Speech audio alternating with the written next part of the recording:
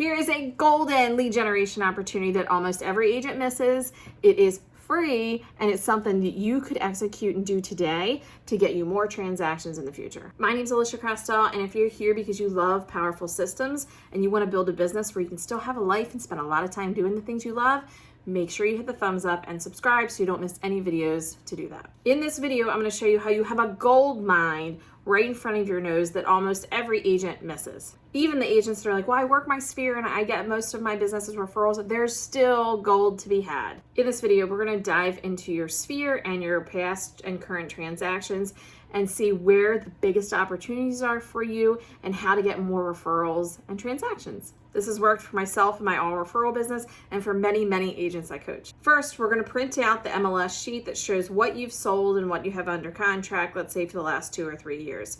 And if you're a new agent, just do what you have. You can do a fancy spreadsheet or you can just work right off those printed sheets. I want you to put the names behind the properties. I want you to put where they came from. Like, did you meet them at a social club, book club? Did you meet them at the gym? Where did the source come from? Who referred them if they did refer them? And or how you met. Did someone introduce you? Did you end up at that gym because of someone else? This is really important to know. And if someone did refer them or introduce you to them, have you thanked that person properly? We're going to get into why those categories matter and how to open up the opportunities for you. But if you do have somebody who's been referred and you have already thanked them, I want you to go back to them and make this kind of call or email. Hey, Alisia, do you remember Mike? Yeah, you introduced us and then we closed, in February on that property. Yeah, that was amazing. But Mike actually introduced me to Sarah, and now we're under contract for Sarah. I just want to thank you from the bottom of my heart and let you know how important that is and how much I value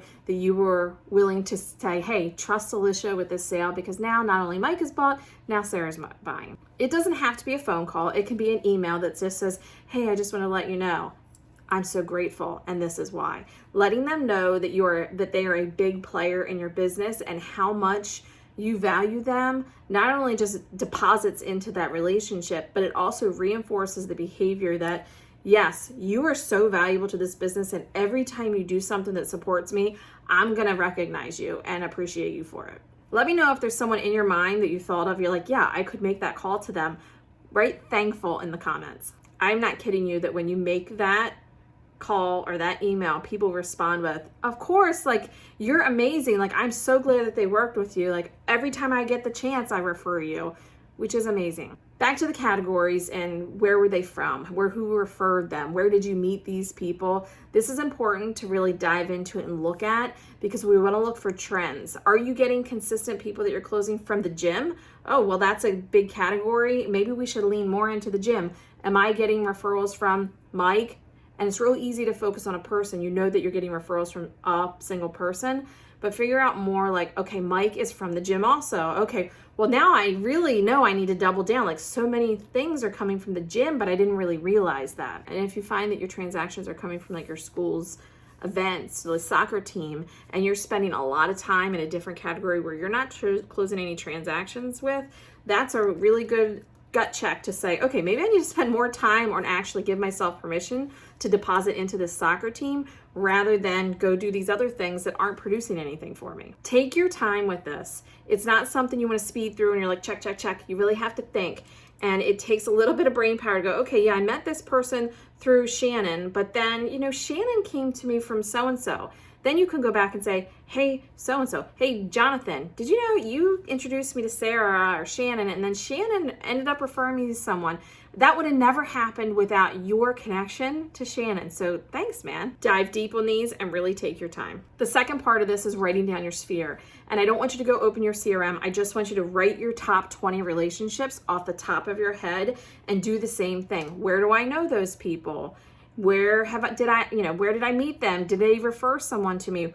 What's their story? What's their spouse do? What's their kids do? Where college do they go to? Write down as much as you know about them that you can, because it will help you figure out how you might be able to help them in the future. I am a master at relationship building and doing business by referral. Sometimes I will do this on my own sphere and go, oh my gosh, I didn't even realize that so-and-so was the president of the DNR, or that she was married to so-and-so and this is what her spouse did. It's something you have to really think about, but there's so much opportunity when you do look at who your people are and what they do. Once you have 20 or so of them written down, then we're going to look at how they compare to your transactions. Okay, let's say out of the 20, you have 5 from the gym.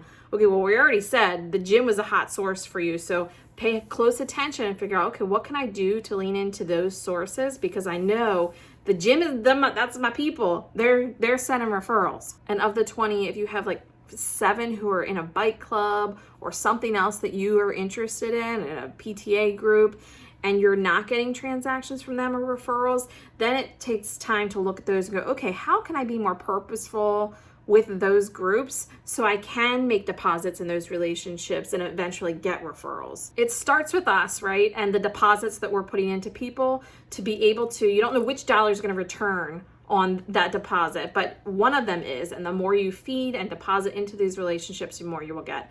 And if you don't know who to be purposeful with, that really dilutes your energy and your ability to get deals and referrals from the people that you know. Essentially, you end up spending energy where it doesn't belong because you really haven't taken a deep dive on the people you want to work with. As you're doing this, look and see, make sure that you've thanked everyone that you needed to thank, but also if you haven't been in touch with some of those people, take a handwritten note, send it off to them, or an email, a text, and let them know that you're thinking of them, that you did this, and you're really looking at people who helped with their business and that you couldn't have done this business this year without them. I mean, you'd like to get an email or a handwritten note like that, right? Would you not love that person if they did that? If you think this was super value and another agent could use this, make sure you share it with them and hit the subscribe button so you can get more powerful, simple tools and strategies to help grow your business and you still have time to do things you love.